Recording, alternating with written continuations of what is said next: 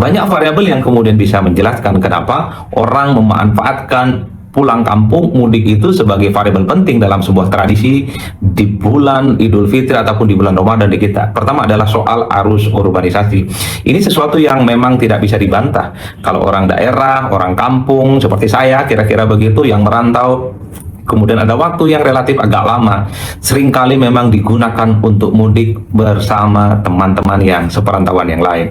Itu yang kedua. Nah, yang ketiga, banyak sekali faktor kenapa orang mudik itu. Ya, pertama memang karena kangen dengan keluarga, kangen dengan ayah ibu, kangen dengan sanak famili dan keluarga. Itu adalah hal yang cukup alamiah, karena cukup lama waktu yang ditinggalkan sehingga kehangatan dan kebersamaan dengan kampung halaman, dengan keluarga itu cukup ditinggalkan. Jadi wajar kalau kemudian di kota-kota besar ada libur panjang, itu dimanfaatkan oleh para pemudik untuk pulang ke kampung, untuk melepaskan bagaimana rindu kampung halaman, rindu berjumpa orang tua, untuk saling memaafkan satu sama yang lainnya.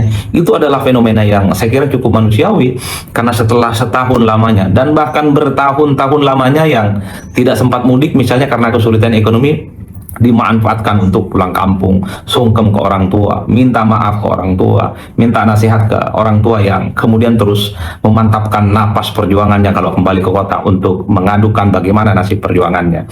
Tapi ada juga yang kemudian kalau kita melihat dalam perkembangannya, ini tentu fenomena yang tidak bisa kita bantah, bahwa banyak sekali orang yang mudik itu bukan hanya soal rindu kampung halaman, bukan hanya soal misalnya rindu ingin bertemu dengan orang tua dan sanak famili. Ada juga yang disebut dengan ajang bagaimana pembuktian dirinya sebagai orang sukses di kota-kota besar.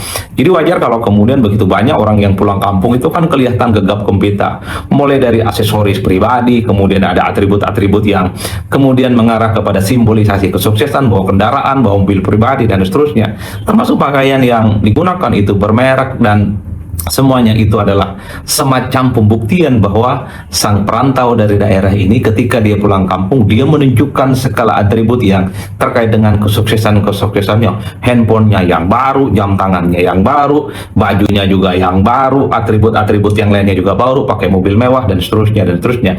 Jadi memang kita tidak bisa menutup mata dalam perkembangannya. Bagaimana tradisi mudik ini adalah tradisi yang sebenarnya bagaimana untuk ajang silaturahmi dengan orang tua dan keluarga dekat, tapi kemudian dalam perkembangannya memang sering juga dijadikan sebagai momentum kepada orang-orang tertentu, pihak-pihak tertentu yang untuk menunjukkan eksistensi dan kesuksesannya setelah berkarir di kota-kota besar, khususnya yang ada di Jakarta dan sekitarnya. Wajar kalau kemudian melihat fenomena pemudik itu ya dalam tanda kutip adalah fenomena flexing, fenomena untuk menunjukkan bahwa dirinya adalah orang yang sukses, orang hebat, dapat pekerjaan yang oke. Dan kita bisa melihat dari dekat apa yang terjadi di sekitar kita, bahwa rata-rata yang mudik itu ya adalah kelihatan ya orang hebat dan seterusnya dan seterusnya. Apakah ini ada yang salah? Saya kira tidak ada yang salah. Saya kira tidak ada persoalan apapun dalam konteks itu.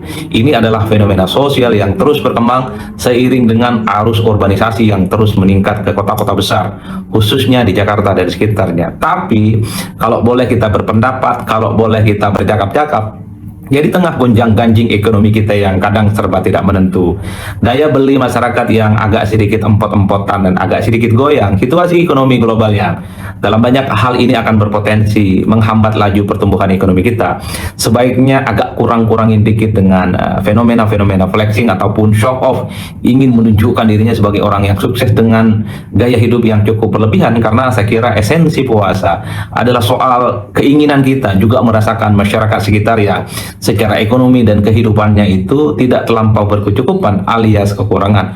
Oleh karena itu dalam tradisi Islam juga disebutkan bahwa segala sesuatu yang berlebih-lebihkan atau segala sesuatu yang dipamer-pamerkan untuk masyarakat sekitar yang banyak sekali kesusahan, itu adalah sesuatu yang bertentangan dengan nilai agama dan tidak sejalan dengan nilai-nilai Ramadan dan Idul Fitri.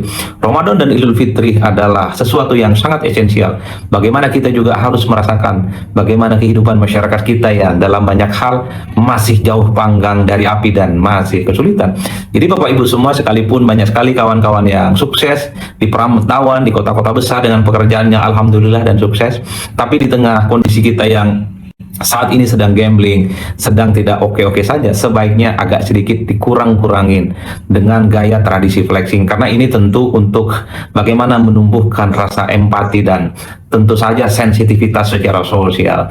Rasa-rasanya agak kurang elok kalau menonjol sendirian, paling kelihatan sukses sendirian di kampung, tapi kanan kirinya masih susah untuk mendapatkan pekerjaan, masih susah untuk mendapatkan makanan yang layak dan seterusnya dan seterusnya.